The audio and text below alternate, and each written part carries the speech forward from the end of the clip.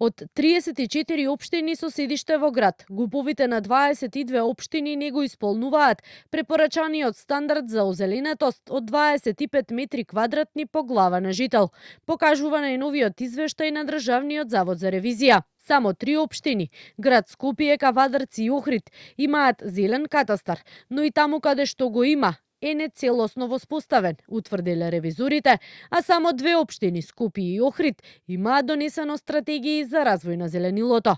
Централната и локалната власт немаат обезбедено ефикасен мониторинг и контрола. Министерството за животна средина и просторно планирање не врши надзор над општините во делот на спроведувањето на законските одредби за урбано зеленило и не е обезбедено континуирано следење на состојбите и промените во просторот, се вели во извештајот на ревизија.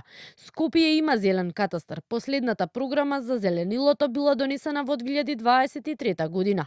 Годинава и тоа зеленило што го има тешко се одржува, па граѓаните често реагираат дека тревата е неискусена. Изминативе денови такви фотографии се споделуваа и од градскиот парк, но сепак по реакциите во јавноста, денеска на терен можеа да се забележат екипите на паркови зеленило, како ја косат запуштената трева, а за тоа информира и од самото јавно претпријатие, од каде велат дека нивните екипи работат со засилен интензитет, вклучително и попладне и за време на викендите, со цел навремено да се опфати целата површина.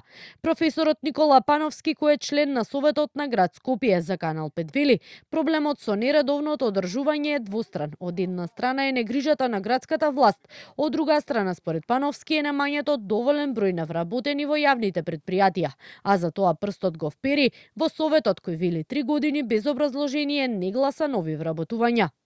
Мнозинството во Советот бойкотира, односно без образложение, гласа против сите вработувања во јавните предпријатија, вклучувајќи и паркови зеленило. Значи 3 години нема нови вработувања, бар нема законски. Втора работа е неодговорноста на градската власт, особено на градоначалничката, која е најмногу изразено сега.